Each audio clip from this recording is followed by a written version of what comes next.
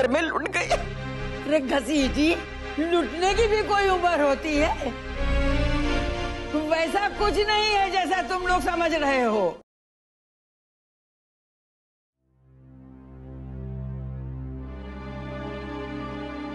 मामू जान, मैं लाडले मिर्जा को हरगिज इस घर में नहीं आने दूंगा। अली मियां, लाडले मिर्जा हमारे भाई के दामाद हैं और नसीमा हमारी बेटी। इस रिश्ते को कैसे तोड़ सकते हैं? बहुत ही बुरा इंसान है लाडले मिर्जा। आज सिर्फ उसी की वजह से इस घर के हालात बिगड़े हुए हैं। बेटा, अच्छों के साथ तो सभी अच्छे रहते हैं, बुरों के साथ भी अच्छा बनकर रहने की आदत डालो। ठीक है, आप उसके साथ ताल्लुकात रखना चाहते हैं तो बेशक रखिए, मगर मैं नहीं रखूंगा। अरे ये क्या कह रहे हो अली? क्या तुमने वो कहावत नहीं सुनी कि भाई दुश्मन की गली क्यों जाते हो? तो कहा कि मेरा दोस्त गिरवी है। इसी तरह से अगर लाडले मिर्जा दुश्मन है तो नसीमा अपनी दोस्त, आना जाना तो पड़ेगा ही। लाडले मिर्जा लाख बुरा आदमी सही, मगर नसीमा तो अपने जिगर का टुकड़ा है। उसे हम भला कैसे छोड़ सकते हैं?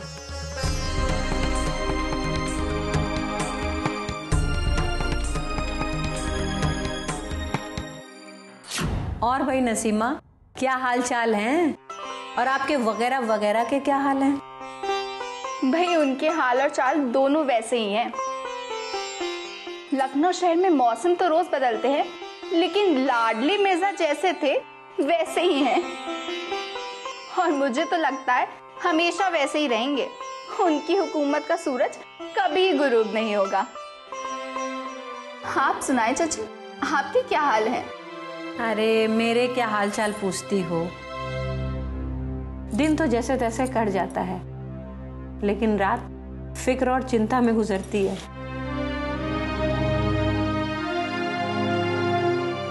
चाची आप फिक्र छोड़िए और हमें स्वेटर बुनना सिखाए। तुम्हारे बच्चे के लिए स्वेटर और कंटोपा मैंने पहले ही से बिन के रखा है। तुमसे ज्यादा फिक्र है हमें उसकी। और हाँ, आप जब भी कुछ अच्छी चीज बनाएं तब हमें जरूर भिजवाएं। आपको तो पता है हमें आपके हाथ का खाना कितना पसंद है। इस समय मुझे अब्बास की बहुत याद आ रही है। उसे मेरे हाथ की चाट बहुत पसंद थी, और आबिद को पानी के बताशे। चाची, आप बोलते बोलते चुप क्यों हो गई? मैं इसलिए चुप हो गई कि तुमने जिंदगी को उतने करीब से नहीं देखा जितना कि मैंने देखा है। इसीलिए तुम्हारे दर्द का एहसास है मुझे। छोड़िए ना चाची, दर्द तो हमारी जिंदगी का हिस्सा बन गया है। आंसुओं ने तो आंखों में घर बना लिया है। मैं तो कहती हूँ चाची कि नरगिस का बच्चा पैदा होने से पहले पहले हमारा मुल्क आजाद हो जाएगा और हमारा भाई अब्बास भी लौट आएगा। और सुनो नरगिस, ऐसे वक्त पे खुश रहना जच्चा और बच्चा दोनों के लिए फायदेमंद होता है। इसलिए कहती हूँ हमेशा खुश रहा करो। खुश तो हम भी रहना चाहते हैं, मगर जिस दिल में गम ना हो वो दिल हम कहाँ से लाए?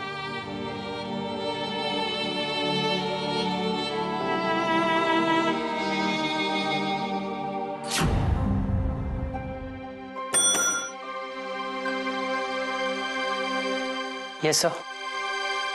यहाँ कुछ फाइलें कम हैं, वो सभी ले आओ।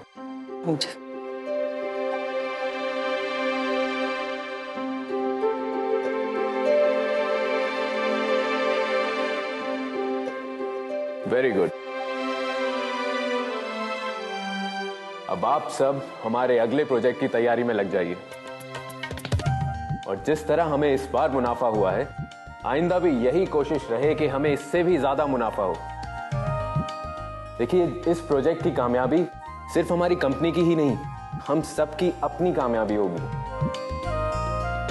लेकिन सर, इस प्रोजेक्ट को तैयार होने में कई साल लग जाएंगे। नो नो नो, हमें ये प्रोजेक्ट 2 साल के अंदर अंदर तैयार करना है, चाहे हमें उसके लिए दिन रात एक क्यों ना करना पड़े। वो तो ठीक है सर, इस प्रोजेक्ट में हम जी जान से आपके साथ काम करेंगे, मगर इसमें हमारा क्या फायदा होगा? ये अच्छा सवाल है, गुड क्वेश्चन। देखिए, हम इतने बड़े अहमक तो है नहीं कि इस बारे में ख्याल ना करें। हमने पहले से ही ये सोच रखा है कि आपको आपकी सैलरी के साथ इस प्रोजेक्ट में हिस्सा भी दिया जाएगा। तो आप सब बेफिक्र होकर इस प्रोजेक्ट में काम करना शुरू कर दीजिए। सर आपको मैडम बुला रही है। उनसे कहो मैं आता हूँ। जी सर। ठीक है, तो आप सब अब अपनी जिम्मेदारी के साथ कल से प्रोजेक्ट पर काम करना शुरू कर दें। Okay sir. Okay sir. Excuse me ना।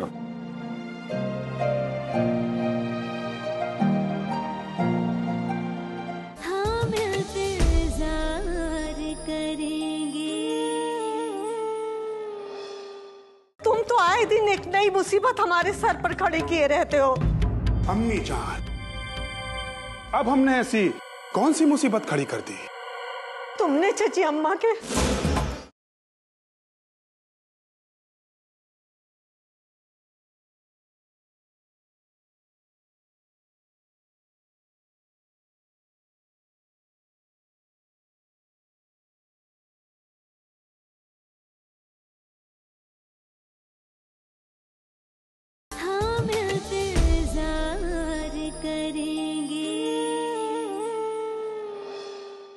May I come in? Come in. Come. Sit down, please. बैठो।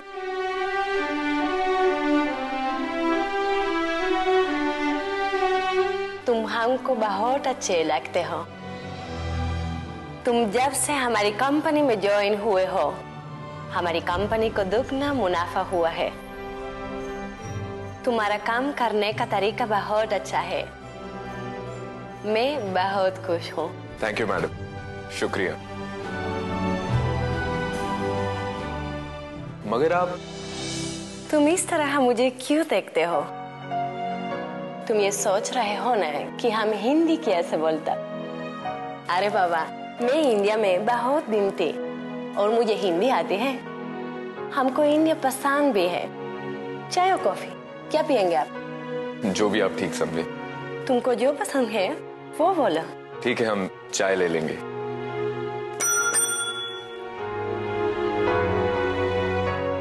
Yes madam. तो चाय लाना।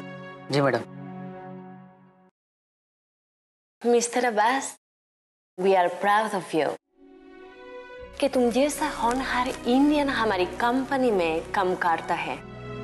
मेरी कंपनी को ऐसे मौके पर तुम्हारा साथ मिला है कि जब हमारी कंपनी टोटल लॉस में थी, तुमने अपने काबिलियत से इसे बुलंदी तक इतने कम वक्त में पहुंचा दिया जो और किसी के पास में नहीं था।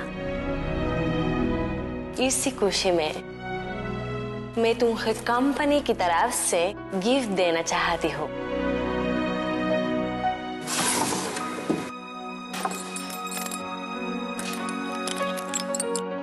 ये चाबी तुम्हारे घर की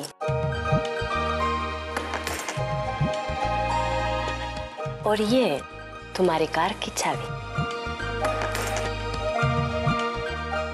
जी नहीं मैडम, हमें जब जरूरत होगी तो हम मांग लेंगे। फिलहाल हमें इसकी कोई जरूरत नहीं है। Excuse me madam.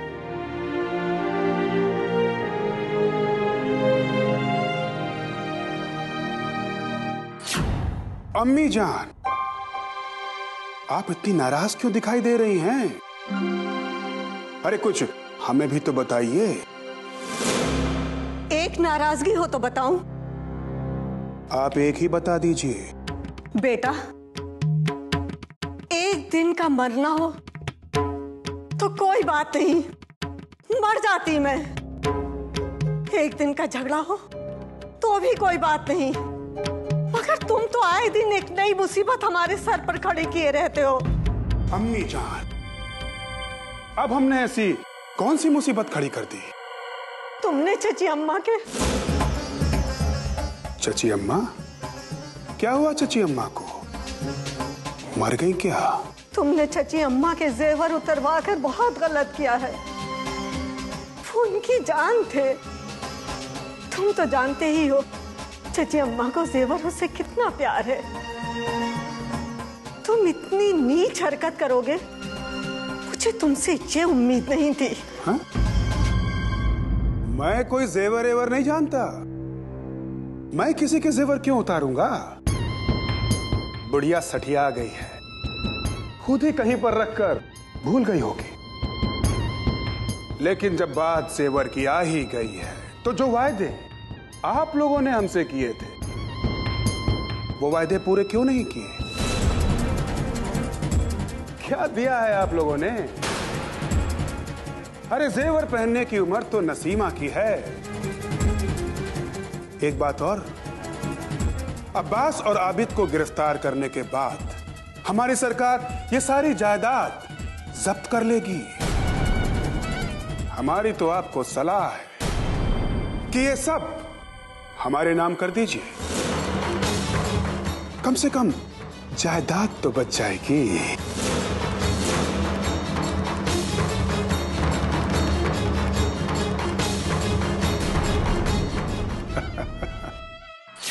डिप्टी, आप चची अम्मा से ये क्यों नहीं कहते कि वक्त के साथ अपने को थोड़ा बहुत बदल ले? नहीं मिश्रा, चची अम्मा अपने आप को नहीं बदलेंगी, और नहीं मैं चाहता हूं कि चची अम्मा अपने आप को बदले। तुम्हारी चाल।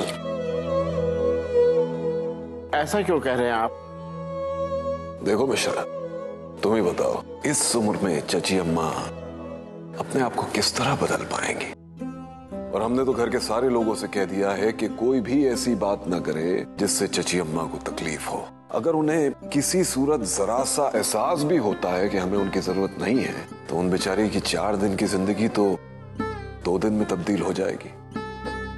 वाह वाह डिप्टी वाह, तुम्हारी सोच और फिक्र सबसे अलहदा है। ये लीजिए, आपका पैदल तो गया। मिर्जा जी आदाब। आदाब आदाब। भाईजान आप यहाँ बैठे हैं, मैं वहाँ सारा घर छान आया। हाँ मोहसिन, सब खैरियत? अखबार में क्या हालात हैं? सबसे पहली खबर तो ये है कि हजरतगंज में जहाँ अंग्रेजी सामान बिक रहा था, उस दुकान को कुछ औरतों ने मिलकर लूट लिया है। अच्छा। विजय लक्ष्मी पंडित नाम की एक औरत ने तो ये हिदायत की है कि कोई भी औरत अंग्रेजी सामान इस्तेमाल नहीं करेगी। सुभान अल्लाह। अरे वाह, ये तो बड़ी खुशी की बात है कि अब लोग जंगे आजादी में सब एक, सबका मकसद एक। अब तो हद ये है कि महिलाएं भी निकल पड़ी आंदोलन के लिए। ये जंगे आजादी के तूफान को अब अंग्रेजी सरकार रोक ना पाएगी। बिल्कुल, अब हमारे मुल्क को आजाद होने से दुनिया की कोई ताकत नहीं रोक सकती।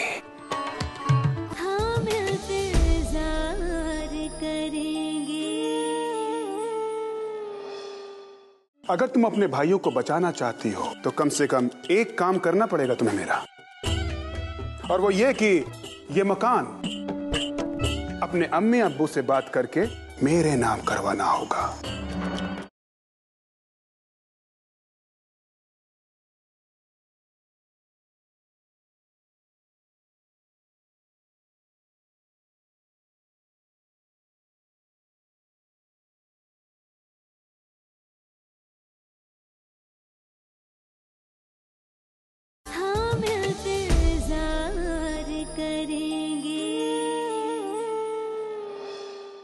हमें फिक्र है तो लाडले मिर्जा जैसे लोगों की, जो एक तरफ अंग्रेज हुकूमत की खुशामद करते हैं और हमारे जैसे खानदानों के लिए नासूर बन जाते हैं। अरे डिप्टी, इसमें परेशान होने की क्या बात है? आपके खानदान को पूरा लखनऊ जानता है, और लाडले मिर्जा को भी और उनकी वफादारी को भी। अब उनकी हुकूमत का सूरज भी कुछ दिनों में गुरूब होने वाला है। लीजिए मिश्रा, आप अपने बादशाह को बचाइए शय और अरे डिप्टी, तुमने फिर मात दे दी। अरे कभी तो बाजी जीत लेने दो। छोड़ दो मुझे, छोड़ दो, छोड़ दो मुझे। अब्बास नहीं, छोड़ दो, छोड़ दो, छोड़ दो मुझे। अब्बास छोड़ो अब्बास को। या अल्लाह छोड़ दो, मैंने कुछ नहीं किया, छोड़ दो मुझे। छोड़ दो, मत जुदा करो अब्बास को। छोड़ दो मुझे, छोड़ दो, छोड़ दो हमारे अब्बास को। छोड़ दो मुझे, छोड़ दो, छोड़ो, छोड़ो अब्बास को। छोड़ दो, मैं कुछ नहीं किया, छोड़ दो मुझे। नहीं, छोड़ दो अब्बास को, छोड़ो। अब्बास, अब्बास, अब्बास। क्या हुआ नरगिस? क्यों चीख रही हो? ये अल्लाह खैर करे। किसको पकड़े लिए जा रहा है? कुछ बताती क्यों नहीं? क्या दीवानी हो गई हो? अरे दीवानी ये नहीं, दीवानी ये हो गई है घसीटी मुई। न जाने किससे एक हांडी पकाना सीख गई है, और वो भी रात में। रोज रोज वही गोभी गोश्त, गोभी गोश्त। ऐ है, गोभी गोश्त भी कोई खाने में खाना होता है? और ना उसमें अदरक डालती है, ना हरा धनिया। गैस चढ़ गई होगी, जिसका असर दिमाग पर हो गया होगा। अरे रात मैंने भी बड़े डरावने डरावने ख्वाब देखे हैं। और सुनो, उस ख्वाब में कप्तान साहब भी आए थे। अरे तुम्हारे चचा कप्तान साहब। हाय घसीटी, तुम कल ही जाकर किसी मौलवी को ले आओ। लगता है किसी अरवा का साया पड़ गया है नरगिस पे। और हाँ, ख्वाब की ताबीर भी पूछती आना। अब खड़ी खड़ी मुंह क्या देख रही है? जाके बच्ची के लिए एक गिलास पानी लेकर आ। जी जी जी अम्मा, अभी लाई। बेटा नरगिस, गम बांटने से कम होता है और खुशियां बांटने से बढ़ती हैं, समझी तुम? नरगिस, तुम अपने आप को अकेला क्यों समझती हो? हम सब तुम्हारे साथ हैं। तुम्हारी वजह से अम्मी अब्बू किस कदर परेशान है, तुम्हें इसका कुछ एहसास है?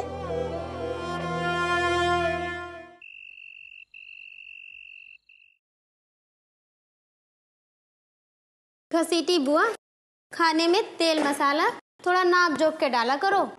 तोरी वजह से नरगिस बीबी की तबीयत खराब हो गई रही। चची अम्मा कहत रही कि कुल तोरी वजह से हुआ है। चची अम्मा की तो आदत है, शहर में अगर जलजला भी आए ना तो घसीटी की वजह से। खाने पे मसाला नहीं डालेंगे तो क्या दवाई डालेंगे? ये बात अलग है कि कल रात जो गोभी गोश्त बनाया था उसमें हरी धनिया और अदरक डालना भूल गई थी। अब तुम जाकर बता मत देना। जी।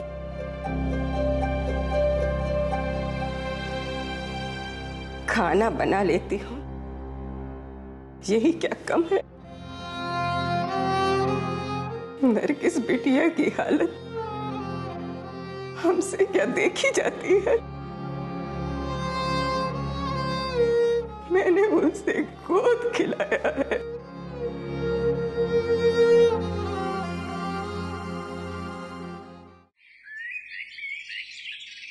इंशाअल्लाह बिटिया के शौहर बहुत जल्द वापस आ जाएंगे। आप लोग बस इतना करें कि बिटिया का सदका उतारें और किसी फकीर को दे डालें, क्योंकि सदका और खैरात से दुनिया की बड़ी से बड़ी परेशानियां दूर हो जाती हैं। फिक्र ना करें, इंशाअल्लाह सब ठीक हो जाएगा। जाओ भाई जाओ घसीटी, सदके का इंतजाम करो और किसी फकीर को बुलवा कर दे दो। अल्लाह करे मौलवी साहब की सारी बातें सच्ची हो जाएं। आमीन, आमीन।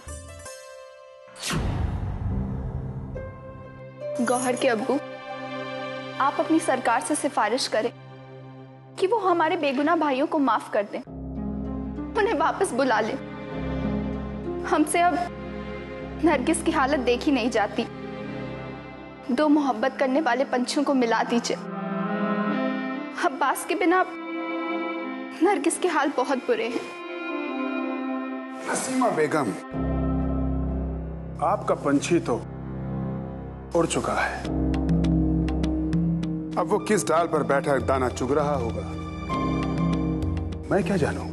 खुदा के वास्ते ऐसा ना कहें गौर के अब्बू, ऐसा ना कहें। नसीमा, रो मत, ठीक है? अगर तुम कहती हो तो मैं सिफारिश करवा दूंगा, लेकिन अगर हमारी सरकार उन दोनों को माफ कर भी देती है तो हम उन्हें खबर कैसे देंगे? कहां कहां ढूंढेंगे उनको? इसलिए अगर तुम जानती हो उनका पता तो हमें बता दो। और सुनो, अगर तुम अपने भाइयों को बचाना चाहती हो और लखनऊ शहर में रहना चाहती हो तो कम से कम एक काम करना पड़ेगा तुम्हें मेरा, और वो ये कि ये मकान अपने अम्मी अब्बू से बात करके मेरे नाम करवाना होगा। ना तो दिन को चैन है और ना रात को करार।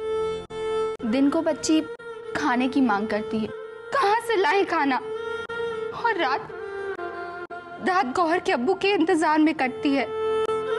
गौहर के अब्बू अपने ऐशोआराम में कोई कमी नहीं रखते, लेकिन हम लोग जब तक 2 वक्त की रोटी भीख की तरह ना मांग ले, हमें खाना नहीं देते।